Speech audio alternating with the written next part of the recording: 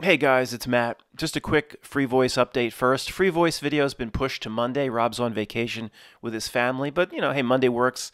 It's usually the last day of the weekend, extended weekend here, so Labor Day holiday in the United States. It'll be tomorrow at some point, Monday.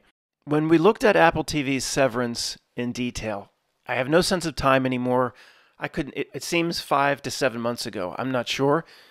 And inside that video, I don't know how big of a part of the video it was, but I toyed with the idea that Apple TV Severance is making a presentation that your higher self, related to the innie or outie worker inside of the Lumen Corporation in Severance. For those that haven't seen Apple TV's Severance, you don't need to have seen it. I'll bring you up to speed. I'll do it 2 minutes or less, and then we'll continue our conversation. The presentation of higher self in Severance is the higher self is a very dark and nasty entity. Now, we just did the last conversation before you were born. And the way I presented that is the traditional aspect of how higher self is presented. A very loving being, something that's very caring, that will welcome you back home one day like the prodigal son and embrace you in a big hug. The way I did it, of course, is the traditional sense. But we have to look at the opposite. Can't put our head in the sands. Is Apple, first off, is Apple TV Severance even making a higher self presentation? I see it, but is that what they're intended to do? Is this some sort of retrocausality language that the writers are doing and they don't even know what they're doing? I don't think so. I think they know exactly what they're doing with Severance, so that's on the table. But if we're going to present higher self as this loving entity, then we can't just ignore the other side, and Apple TV's Severance is the way to look at what potentially could be a higher self using you to have an experience that maybe doesn't love you as much. Now, I don't believe this is not my belief set, but we look at one side, we have to look at the other. Here's Apple TV Severance that I think is making this presentation. In yesterday's video, I think it was, I acknowledged that I don't know the Christian perspective on what the Bible says about who you were before you were born, if you existed. And several people, I thank them for this, did come to me, and they pointed out, I wrote it down here, Jeremiah 1-4-5. Now the word of the Lord came to me, saying, Before I formed you in the womb, I knew you, and before you were born, I consecrated you. Clearly saying that you, or the human being, their term, not our term, but existed before being born. Also, there was Galatians 1:15. But when he who had set me apart before I was born, and who called me by his grace, set me apart before I was born. So I didn't know this. Thank you to everybody that brought me up to speed on what the Bible says about this. As we continue this conversation about higher self, is it good, loving? Is what Severance is saying have any merit at all? That it's not so good and loving, it's more of a user or an abuser? I don't think this is a completely an anti-Christian conversation. I mean, there's a lot of different viewpoints here. It's hard to accommodate everybody. But okay, so we know the Bible acknowledges that we existed before we were born from a Christian perspective. But that doesn't necessarily mean, does it, that every aspect of you is in the body, or even that every aspect of you is in this earthly realm. Okay, I mean, it's still possible there's a part of you, even from a Christian perspective, that's not here, and that's all, I'm keeping on the table with the notion of higher self. Now, I believe that there's a portion of me not here. I believe this, you've heard me talk about this for a long, long time. I believe the whole element of the not milk trick and ruse and everything it's out to do is to have you cut yourself off from that aspect of yourself, or your way out, or however you want to describe it. So, I'm going to keep this simple. I'm going to give everybody a 2-minute update on what this Severance show is all about if you haven't seen it. Then we'll have it's basically a debate in the comments.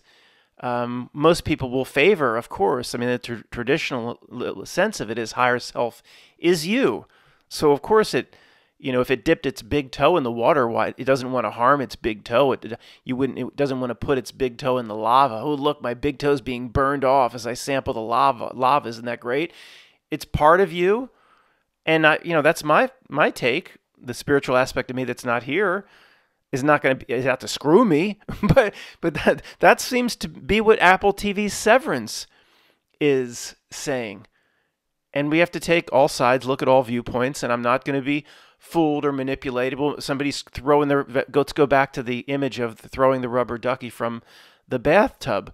You've talked about it for years, how the truth community is used, played, and manipulated, and you're falling for it right now, Matt. You're playing right into Severance's hands. You're floating the idea that higher self could be evil, and you're planting that into the minds of thousands of creator beings. Matt, you evil son of a beach. Say, okay, okay, but you know what? We're big enough here, adult enough here, spiritually protected here to look at both sides. Is it the best thing to just pretend the other side doesn't exist? If I believe this is the presentation that Apple TV's Severance is making, that higher self is kind of nasty, that, oh, I shouldn't even look at it. I should pretend it's not there, just sing a song, and then I definitely won't talk to the YouTube channel about it, because then Matt, you're planting that evil seed, you evil son of a beach. No, we're all big enough. We're experienced enough. We have the armor up. We can talk about this. Okay, 2 minutes or less for anybody that has not seen Severance. I'll bring you up to speed. Go. Severance is about these 4 coworkers that work in this company called Lumen. Yeah, Lumen Corporation, right? What a coincidence. The procedure is called Severance, and it creates an innie person and an outie person. So the star of the show is the guy on the far left there, top right. I mean, he was Park and Rex. He was in Step Brothers.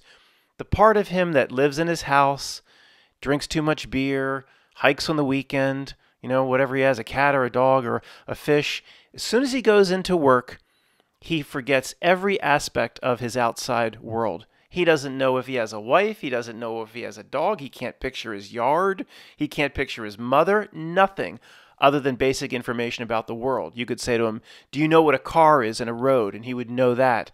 And who's the historical figure that chopped down the cherry tree? And he would say George Washington. They know all that. It's supposed to be a medical procedure. Of course, how this would occur is next to impossible, but hey, just go with it. Has no idea who he is. That's the innie. Inside work is the innie. Leaves work at 5 o'clock, steps across the threshold or opens the door. The outside person, the outie person, wakes up. The outie person has no idea what they did on the other side of those doors. Doesn't remember a TPS report, doesn't know anything about their coworkers, nothing. Complete wipe on both sides. Now the point is 2 completely different entities start to develop, and 2 completely different personalities start to develop. The heroes of the show, and we follow these people mostly when they're in work. This is the group that we root for, the innie. The outies for some of these people, especially her, her name is Helen, I guess, on the outside. Helly on the inside. Helly, hell. She's in hell. The outie is a nasty character that basically understands a whole different side of her is forming, or a whole different personality is forming when she's at work, but and eventually comes to the realization that the part of her when she is at work desperately wants to leave. So much so, I'm going to give this away, I won't give anything else away, so much so she tries to hang herself at work. But yet the outie entity or personality of the Britney Spears split personality doesn't care, still does not want the severance to be broken, does not want the procedure reversed. They become completely at odds with each other. Okay, the entity that lives on the outside and the entities that are inside. Very, very, it's a weird ass show. It's got some strange, slow scenes. Some of you will think this is the worst show of all time. It just doesn't, it's not right for everybody. But this concept to me, is fascinating if this is the presentation that they're making. All right, this right here is the most fascinating part. Loaded a new and exciting image, top right, Severance Season 2. It says, you'll feel like you never left, Severance Season 2. And the most fascinating part is how literally a hell is created for Helly and the others inside Lumen. And it just doesn't, you don't really even, it doesn't hit you. I don't know when this hit me when I was watching the show, in the middle or the end of the first episode or even the second episode, but then you go, oh man, when it hits you. So from the innie's perspective, the entity that lives inside Lumen, and it's sterile, and there's no windows, and the bosses are assholes, and it's weird, and the lighting is strange, and it is a hell type situation. It's very similar to Mobile Avenue in Matrix, the start of Matrix 3, which is anagram limbo, where Neo talks to Ramachandra, runs through one side of the tunnel and comes in the other side like Pac-Man. So from the innie's perspective, okay, 5 o'clock, what is it? The rooster and the sheepdog. Good night, Sam. Good night, Red. Steps out the door to go home, right? You just spent all day at work. And instantaneously, they're stepping back into work because they have no recollection of the weekend that just went by or the time that just went by. From their perspective, it just picture it, completely immerse yourself in it. You're stepping across a line, and then you've spun around 180 degrees and you're stepping back in. Where was your downtime from that entity's perspective? From that side, or the two Utes? What did you say? The two what? I'm sorry, Your Honor. The two youths. The two Utes. You want to talk about the two Utes potentially being a truth drop? It's being presented right here. There was no downtime for the entity at work. They can feel, they could say, sometimes they say, I feel refreshed. My Audi must have had a good night's sleep. Or I feel refreshed. It's Monday morning, my Audi didn't decide to go to the bar Sunday night. There was no alcohol. I feel pretty good. Or I lost a little weight. They might feel the Audi will abuse the body or make the body feel good, and they have that, and they feel refreshed from the Audi sleeping, but from their perspective, it's a hell. There is not even 1 millisecond of time away from a waking word of hell inside Lumen. Absolutely fascinating when it hit me that this was going on. And it doesn't, tell you, when you just start watching the show, it doesn't hit you right away. Many people at first would be like, yeah, that's a pretty good idea. I'd do it if they had the severance procedure now, I'd do it. I don't remember anything that went on at work, and it sounds like a good idea. If you don't think it through, regular people be like, yeah, that's kind of cool. I wish they had that now. They probably will have that by next year. And the more I got into the show, the more parallels that I saw in the presentation it's making with like our lives here. It's unfortunate, it's creepy, it's scary. I'm kind of highlighting this part of the new and exciting thumbnail images. They throw them just bullshit rewards. And it was complete parallel to this reality. Bullshit rewards. Now, Helly comes in last, and she rejects it from the start. She wants out. She wants to escape. She understands the severance procedure. They show her videotape of her outer self saying, we agreed to do this. You have to comply. And she's looking at her own self delivering the video recording to herself, basically thinking, how could you do this to me? Within the first day, the two entities develop. And then she tries to get into it the best she could. She says, there's no escaping this. They don't let me out. It's basically a prison while I'm here. She tries her best to get into it. That's why I show her dancing. These handlers, what's her name? Suzanne Arquette? Is that her name? And I don't know this other guy. They have these handlers who are not severed. They have full recollection of their inside and outside worlds. And they've set up these bullshit rewards. Dance party is the image being shown here. And it looks like she's having a good time, but she's just trying, she knows there's no way out. She's just trying her best to fit in. Like you and I in this reality. So she's dancing, and they'd have waffle party rewards.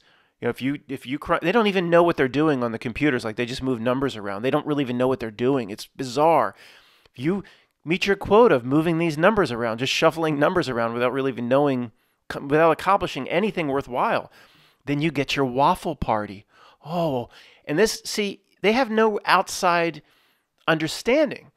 So to them, like, maybe that's the greatest thing on the outside world too, a waffle party. They bring in waffles and some syrup, some peel back the plastic packaged syrup. And it's like, well, maybe this is as good as it gets on the out. They have no idea what they're missing on the outside. A dance party. One of the handlers comes in and just dances around with them for a minute and a half. And these are the rewards. And then I'm watching this, starting to relate this to the rewards of this reality. Well, there's no difference if you back up far enough and look down. The reward of, I made junior partner, and then the first for the asbestos law firm, and then the bonuses that will come in because we're still running our TV ads 25, 30 years later. Some reason the people just now are realizing the asbestos issue. They didn't realize it in 1978 when it broke. The TV ads are still running and running and running. That's a not nilk anomaly. So, when that $240,000 bonus comes in, because I'm now junior partner, or more like $1.5 million bonus, then I'm going to get the new speedboat. That's a waffle party. That's a reward. And I'll get the new speedboat. We can put the down payment on the Stone Harbor house or Avalon, and then hey, look, go to the beach, see the seagulls. The nature side of going to the beach, maybe it was a bad example, but it's not that much different. The rewards that this reality has cooked up that people believe are rewards, what Apple TV Severance is saying is, if you back up just a little bit, forget backing up 80,000 miles and looking down, it's a waffle party. It's a little dance party. The rewards they get inside Lumen are so pathetic. This little stack of waffles with the one guy is really rewarded. He gets to go off into this little cottage and sleep under a bed. And it's like, you're watching this, you're going, this is absolutely trying to create a parallel to, this life, this reality, this existence, and what we believe are rewards in the scheme of things is just a bunch of bullshit, of course. And, of course, we're going to start to see a series like this completely different from the typical popcorn cruncher. The typical, I don't mean to be, elitist or derogatory. Well, Matt, it's certainly coming off that way. The popcorn crunchers have no idea what they're watching with Apple Severance. They might really like it because it's like if they're real people, like a really spiritually intelligent entity inside them, like subconscious, unconscious, probably really likes it. Other parts of themselves, but their idiotic ego mind, they don't have a damn clue. The average popcorn cruncher what they're watching. They don't have a damn clue as to why they like it. We might be missing some things, but at least we know it's a message in Severance that's attracting us in some way as a analogy or metaphor for what the hell's going on here. Here's a new and exciting thumbnail image. One of the handlers has brought a reward, wheeled in some food, maybe some waffles. It says here, what does it say underneath? Severance, eggs, waffles, and more. You've done your number crunching. They don't even know what they're doing on the screen. Now you're rewarded. A handler comes in. Who is the handler? Could this be a Melvin P type? An Ellen type? The handlers of this realm, I don't give as much credit as I would give this guy. He knows exactly what's going on. He knows his predicament as well as theirs. Most of these idiot handlers that we experience in this reality, most of them, in my opinion, are low-level minion creeps that don't have a clue. But all right, let's get into the heart of the matter. The higher self, traditionally, of course, the last conversation before you were born, let's just one last time, it's you, it's another spiritual part of you. It's your bridge out of here. It loves you. It can't wait to embrace you. Tony's, whenever time he talked to me about higher self, was always very positive. Of course, your higher self needs you. You need it. You're essential for higher self to collect the information. But he always put it that way: collect the information it needs, or you are an essential. The chessboard cannot be won without the chess pieces. Higher self, the hand that moves the pieces around. Potentially, we in this reality are, like inside the Severance, the Lumen Corporation, the pieces. But is it so nice? Okay, we're big enough to have the conversation. So let's go all the way. Let's just go all the way sci-fi, the exact opposite scenario of the last conversation before you were born.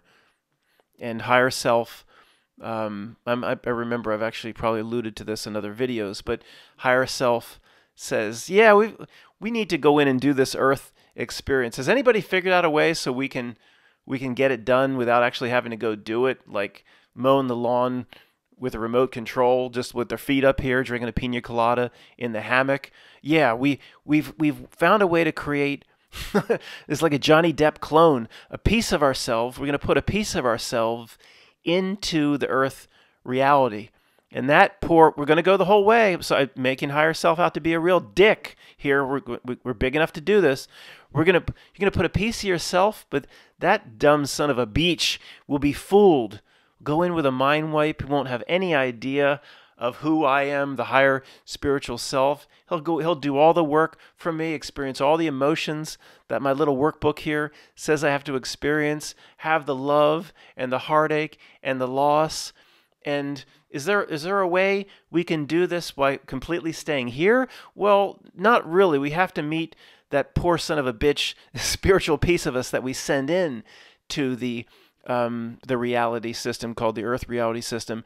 We kind of have to meet it halfway. It's not going to be like Severance where it's the exact same body or avatar, but as soon as we have this thing set up where that son of a bitch will go to sleep, we'll make those sons of bitches or that spiritual part of us believe it'll make no sense on paper why they have to go to sleep for 8 hours or whatever it is. Like, what makes no sense at all. I remember talking to you guys, and as I'm presenting this before, about when I was at Penn State, I used to recharge with 20-minute naps. You can get a huge recharge for hours for just 20 minutes.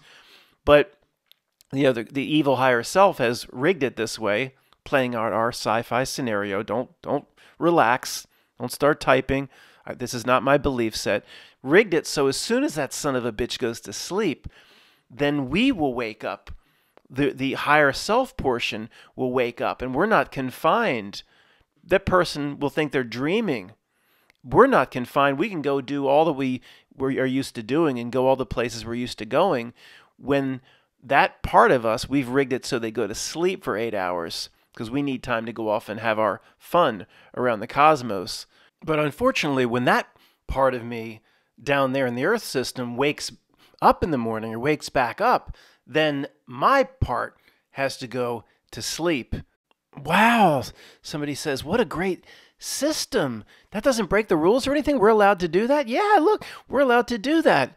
You know what I called that little aspect of me I put in there to do all the work for me, to get all the suffering, to collect up all the experiences that I don't have to do directly myself? I call it Tommy.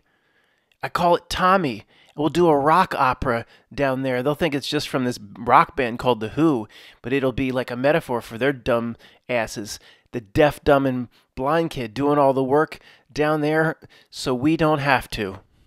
Kind of reminds me of that scene in the movie Contact where James Woods, or National Security Advisor, talking to Jodie Foster, he says, I forget exactly what he says, but something like, why is it always the take of the scientific eggheads that an alien race would be so kind and so benign and gentle and just want to help? And Ellie Arroway or whatever says something like, well, it would be like, of course, if they sent us these plans or these blueprints or whatever, of course it's not nefarious. They want to help. It would be like us going out of our way to destroy like one little anthill in Africa. And then somebody else pipes in and says, and how morally bad would we feel if we destroyed one little anthill in Africa? And I'm sorry to have to bring this into our higher self conversation, but we are going a whole 180 degrees to the negative side. The last conversation before you were born was that loving, gentle higher self, and this we have to do the other side here. So in this case, it's like, well, if it sent a tiny little aspect of itself, how bad does it feel if it were to be destroyed? If you lose part of your callus on your finger, how do you know that's not... guys, one last time, people will actually start to think this is my belief set, and after I've said it 100 times, they won't truly listen to me. We have to play all sides here and look at all possible perspectives. There still will people that won't get that. I can't say it anymore. If you lose a piece of your callus on your finger, do you care? That's a piece of you, isn't it? Do you give a shit at all? No. So who knows? Who knows? Matt, this is really depressing shit. I could potentially be, I could be down here being played, used, abused, then sloughed off. Well, maybe. Well, if that's the case, what do we do about it? What can the callus on the finger do? I don't know. I guess it would only matter to devise a plan if you believe that. I don't believe it. I really don't. Then why are we looking at it at all, Matt? Because this is the main presentation or the takeaway.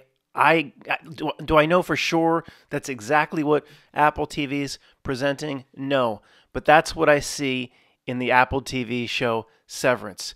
If it wasn't for the show, I would never start thinking along these lines. Well, Matt, that's the virus. That's the point of the show. Well, good. If that's the point, is it better that we identify it and we get better at cutting off the negative or transmuting it, or like a antiviral program on a computer program, isolating it? It's better we develop these skills than if this is, so if I should have continued my thought. Matt, that's the virus. Apple TV comes out.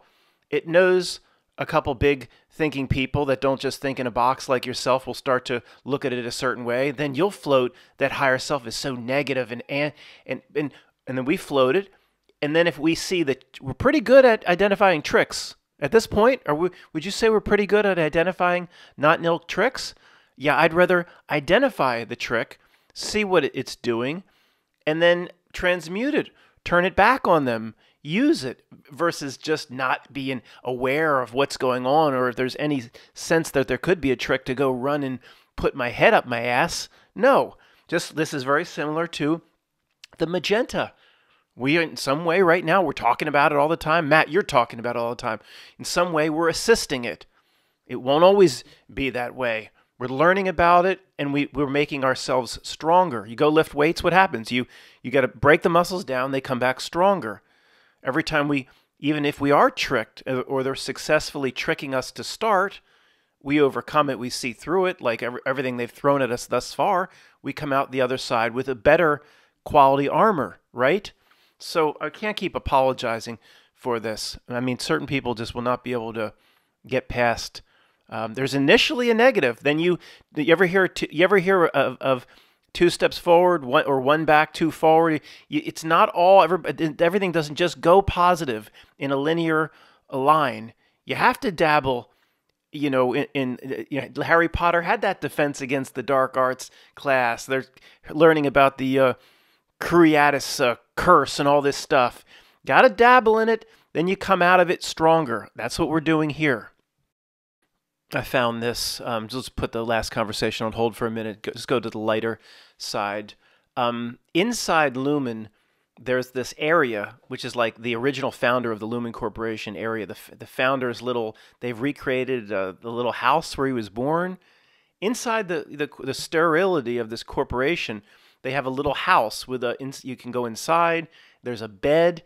Now, this is positioned as the highest reward, the number one reward any will ever get in their entire lives of working inside of, again, they have no other experience for 20, 30 years or whatever than being an innie.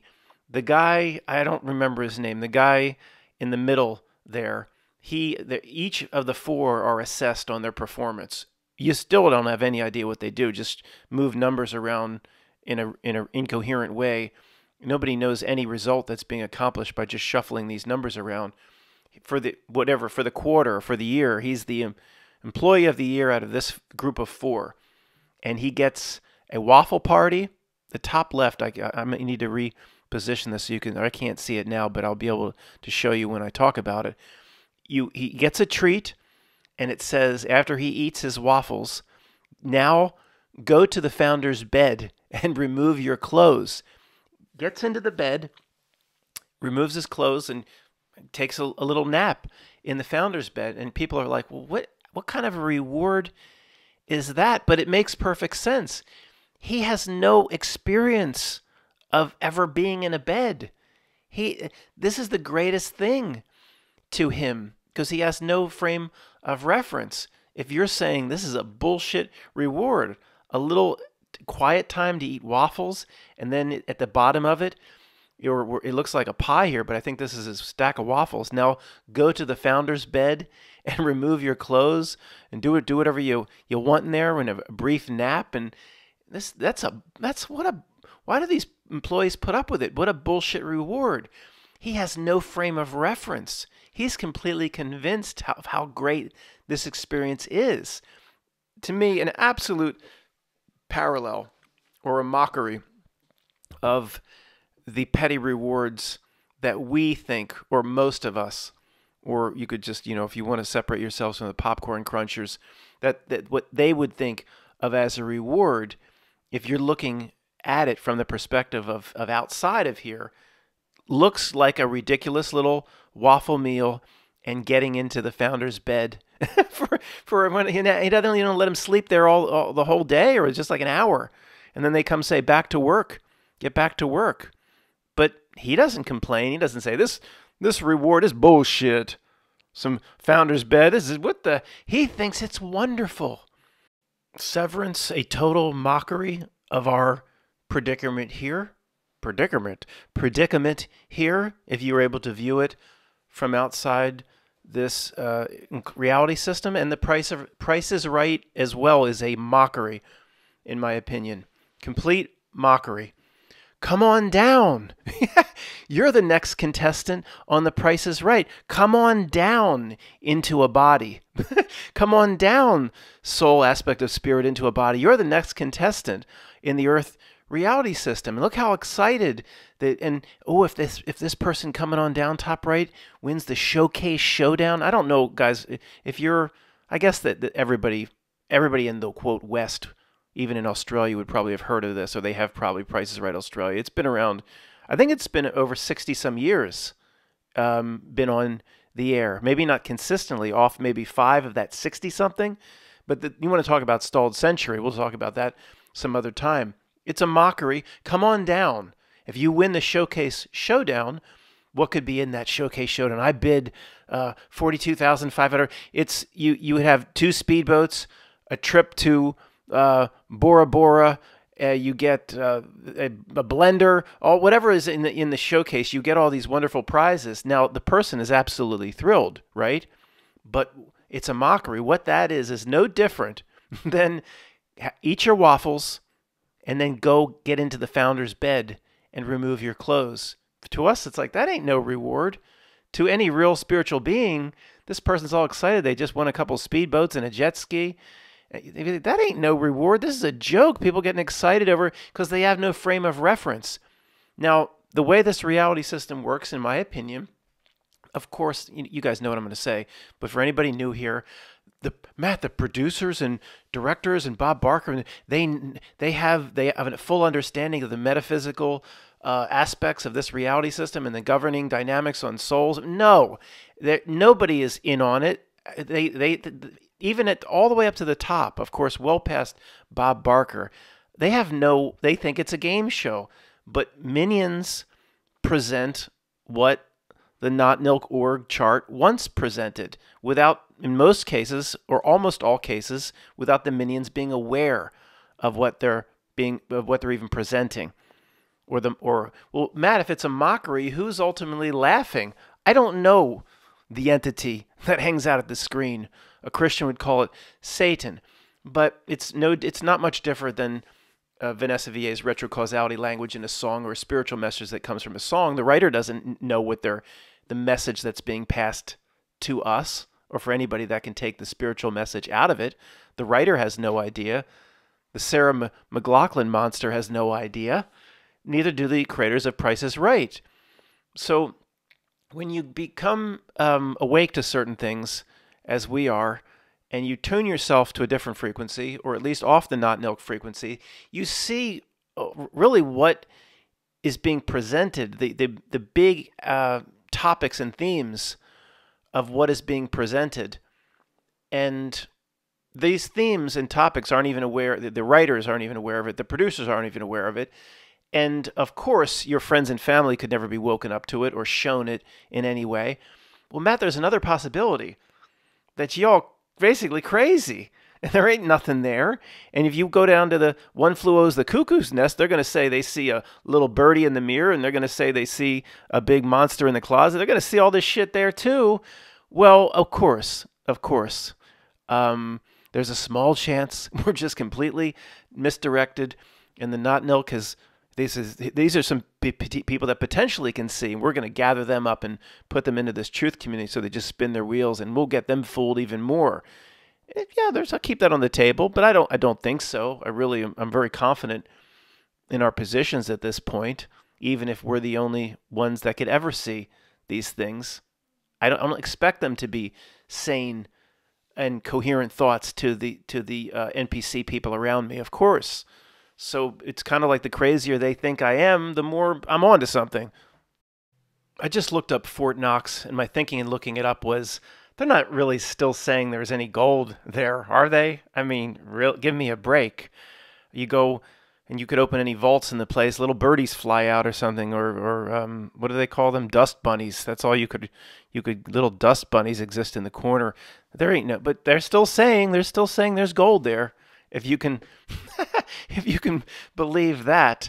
But the reason I was just thinking that to somebody that's on the path of waking up to their true self and just leaving the illusion behind, showcase showdowns and Price is Right stuff become waffle parties. It's not a reward at all to us. It's kind of the same reason I would say, I wouldn't take $1 billion, to take one of my cats away. The money, none of this stuff is a reward to us anymore. What would be a reward to the average contestant doing a showcase showdown? And you could just say, well, then all of Fort Knox. Well, at some point, it's not a reward to me. I don't care, but I wouldn't take the reward under any circumstance. I wouldn't be interested in getting the reward of the Fort Knox waffle party, because I know there ain't nothing there.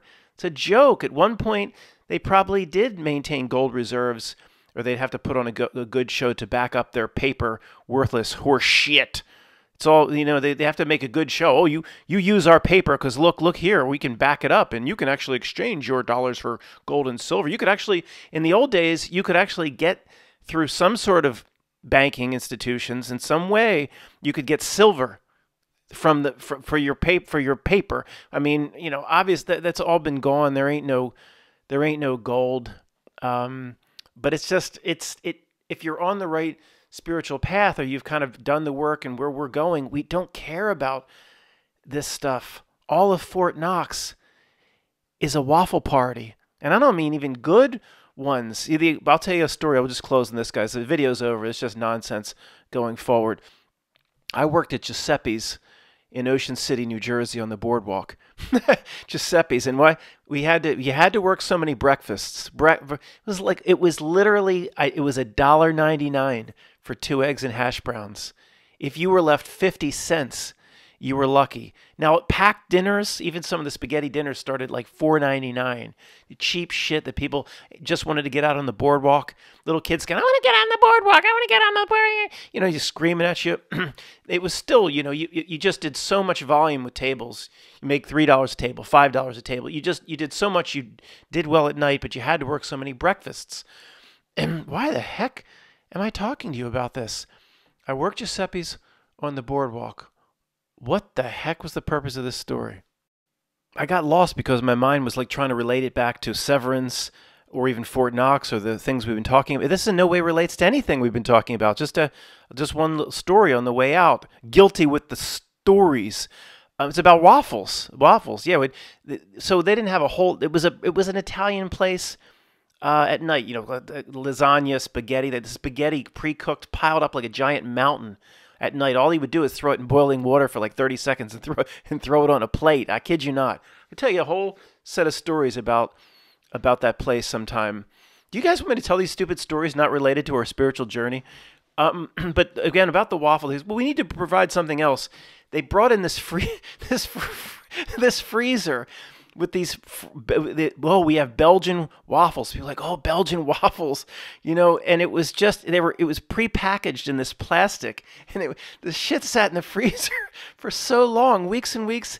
It would get It was all free freezer burned, stale shit. I mean, we served some horrible, horrible food. But I learned this from doing the let go of my ego waffles in my house. What you do is when the freezer burned all shit, you basically run them underwater, but not. You get your hands all wet, and you take the waffle and you put your water all over the waffle. You have to be careful. You do it with your hands. If you just put it under a faucet, it'll get all soggy and shit, and the people won't eat that either. I used to do this before I'd put it in the toaster before I went to high school. So I showed everybody what to do. You get your hands soaking wet. Nobody washed their hands before, and you rub the water all over the waffle, and then you put it through the little, whatever little rotating thing, and it actually keeps it from burning, and it comes out. You can hide the freezer burn and the staleness because it's now moist, and people were loving this shit. People had no idea that it was, before we served it to people, it was a freezer burned piece of shit that we just rubbed our dirty hands. Oh, I'm not joking. Anyway, guys, I hope you didn't think I lost my mind, and I hope you come back to this channel. Thank you for listening.